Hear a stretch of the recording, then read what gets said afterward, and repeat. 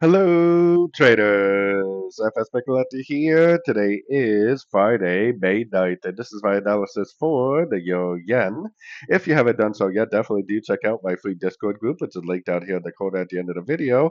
And make sure to take a look at my website, fxpipcollector.com. Watch the video on my home screen to learn more. So anyways, the Euro Yen, I started off on the daily just because I want to show you that one of my main analysis is that we are actually going up to around the 170, 171 area to make a wave C of wave B.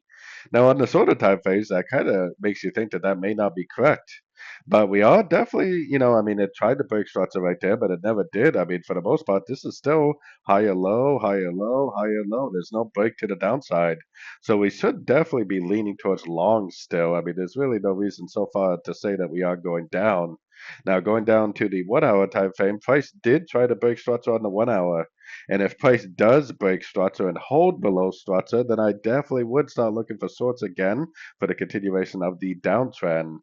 But like I said, on the higher time frames, I think we should potentially lean towards longs. So if this does something like this, maybe reject structure again, makes like a three-way pullback.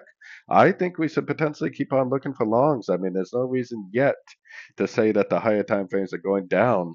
The higher time frames are definitely still making higher highs, higher lows. So potentially on these shorter time frames, the best trades are still going to be looking for longs at the end of pullbacks, hopefully for the continuation of what is a wave C of wave B. So anyways, don't forget to like and subscribe. And as always, thank you for watching and happy trading.